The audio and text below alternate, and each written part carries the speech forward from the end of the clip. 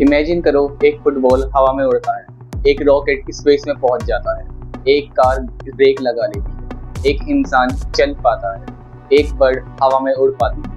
ये सब अलग अलग चीजें लगती होंगी, लेकिन इन सब के पीछे 3 सिंपल लॉ काम करते हैं। और उन 3 सिंपल लॉ को इन दुनिया के सबसे महान साइंटिस्ट में से एक सर आइजैक न्यूटन ने 1687 में डिस्कवर किया।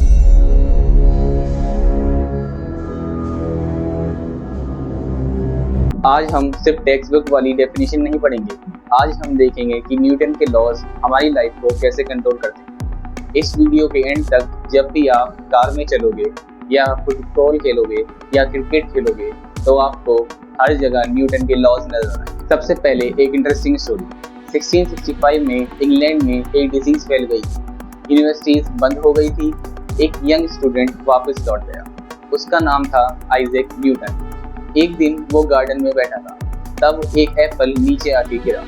ये स्टोरी हिस्टोरिकली कंफर्म नहीं है, लेकिन इस इंसिडेंट ने न्यूटन को एक बहुत बड़ा सवाल दिया। एप्पल हमेशा नीचे ही क्यों गिरता है? साइड में क्यों नहीं चला जाता? ऊपर क्यों नहीं चला जाता? इस क्यूरियोसिटी ने ग्रेविटी और मोशन के लॉज को जन्म दिया। 1687 में न्यूटन ने अपनी फेमस बुक पब्लिश की, फिलोसफिया नॉटरिलस प्रिंसिपा मैथमेटिका।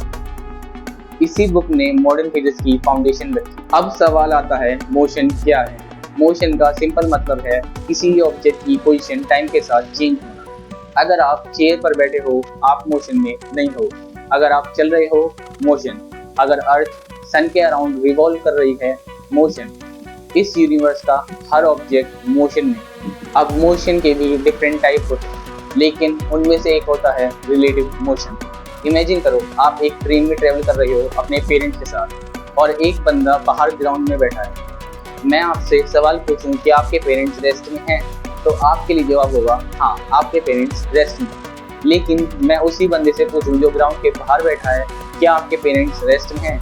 उसके लिए जवाब होगा नहीं, वो मोशन में है।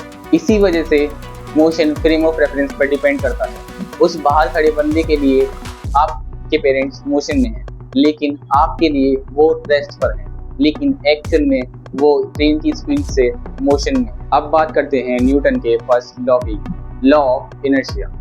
If A object is at rest it will remain in rest. If A object is in motion it will remain in motion until or unless an external force is applied on it। Simple language में जो चीज जैसे चल रही है वैसी ही चलती रहेगी जब तक कोई फोर्स उसको चेंज ना करे। इसी प्रॉपर्टी को हम कहते हैं इनर्शिया। इसका एक रियल लाइफ एग्जांपल समझते हैं। बस अचानक से ब्रेक लगाती है और हमारी बॉडी आगे की तरफ मूव करती है। क्यों? हमारी बॉडी मूव कर रही थी, बस रुक गई, लेकिन हमारी बॉडी मूव करना चाहती है, इस वजह से हम आगे चलते हैं। बस सडनली चलती है, हम पीछे गिरते हैं। फीट बस के साथ मूव करते हैं, लेकिन अपर बॉडी इनर्शिया की वजह से वहीं रहना चाहती है। सीट बेल्ट, एक्सीडेंट में सीट बेल्ट जान बचाती है। एक्सीडेंट के वक्त हमारी बॉडी आगे मूव करना चाहती है इनर्शिया की वजह से, लेकिन सीट बेल्ट उसको फोर्स लगा के रोक देती है। टेबल क्लॉथ ट्रिक, आपने बहुत वीडियोस में देखा होगा कि टेबल क्लॉथ को बहुत फास्ट खींचते हैं और प्लेट और ग्लासेस वहीं रह जाते हैं। वो उसकी भी वजह यही है, इनर्शिया। जब भी हम टेबल क्लॉथ को खींचते हैं, हमारे ग्लासेस और प्लेट वहीं पे रहना चाहते हैं इनर्शिया की वजह से, इस वजह से वो नहीं गिरते। स्पेस में फ्रिक्शन ऑलमोस्ट नहीं होती। अगर हम एक एस्ट्रोनॉट को पुश करें तो वो बहुत देर तक मूव करता रहता है। यही न्यूटन का फर्स्ट लॉ है। अब बात करते हैं न्यूटन सेकंड लॉ। अब मान लो आप एक फुटबॉल को किक मारते हो और एक ट्रक को किक मारते हो, क्या दोनों सेम स्पीड से चलेंगे? बिल्कुल नहीं। न्यूटन ने हमें बताया force is equals to mass into acceleration, F is equals to m into a। जितना ज्यादा मास हुआ उतनी ही ज्यादा फोर्स लगेगी किसी बॉडी को एक्सेलरेट कराने के। एक्सेलरेशन तभी ज्यादा होगा जब फोर्स ज्यादा होगा या मास कम। इसे हम एक एग्जांपल से समझते हैं। आप एक एम्प्टी शॉपिंग कार्ट को बहुत आसानी से मूव कर सकते हैं, लेकिन लोडेड कार्ट को आप आसानी से पुश नहीं कर सकते। उसको पुश करने के लिए बहुत ज्यादा फोर्स चाहिए। क्रिकेट में फास्ट बॉलर बॉल को बहुत फुल जोर से फेंकता है। उसका मास कम होता है, इसलिए उसका एक्सेलरेशन बहुत ज्यादा होता है। उसकी स्पीड 150 किलोमीटर पर आवर तक पहुंच सकती है। बॉल का मास बहुत कम होता है, इस वजह से उसी बॉल की एक्सेलरेशन बहुत ज्यादा बढ़ जाती है। अगर सेम फोर्स हो और मास कम हो तो एक्सेलरेशन बहुत ज्यादा बढ़ जाए। कार्स, हमारी कार्स बहुत जल्दी एक्सेलरेट करती हैं, वहीं पर एक ट्रक बहुत देर में एक्सेलरेट करता है। इसी वजह से जो स्पोर्ट्स कार होती हैं और हाइपर्स कार होती हैं उनमें 1 ग्राम या 1 किलोग्राम का वजन भी बहुत ज़्यादा इम्पोर्टेंट। रॉकेट लॉन्च, रॉकेट को अर्थ की ग्रेविटी को बीट करना होता है, इसीलिए मिलियंस ऑफ थ्रस्ट जनरेट होता है। अब बात करते हैं न्यूटन के थर्ड लॉ की। Every action has an equal and opposite reaction. आपने बहुत सारी मूवीज में देखा होगा, जब भी गन फायर करती है तो एक रिकॉइल आता है। गोली का एक्शन आगे की तरफ था और रिएक्शन पीछे की तरफ, जिसे हम रिकॉइल भी कहते हैं। इसका फेमस एग्जांपल है हम लोग। हम ग्राउंड को पीछे की तरफ पुश करते हैं और ग्राउंड हमें आगे की तरफ पुश करता है, इस वजह से हम चल पाते हैं। रॉकेट गैसेस को नीचे थ्रो करता है, रिएक्शन में रॉकेट ऊपर जाता है। इसी प्रिंसिपल पर सैटेलाइट स्पेस तक पहुंचती है। जब हम स्विमिंग करते हैं तो हमारे हैंड्स पानी को पीछे की तरफ धकेलते हैं और पानी हमें आगे की तरफ फोर्स करता है, पुश करता है। Morning alarms, walking, cycling, driving, cricket, football, swimming, flying, rocket launch, Interstellar machines, theme park rides, सब जगह न्यूटन। अगर न्यूटन के लॉज ना होते तो engineering impossible, cars impossible, aircraft impossible, space exploration impossible, modern civilisation impossible, सब चीज impossible हो। अब कुछ मिथ्स की बात कर लेते हैं।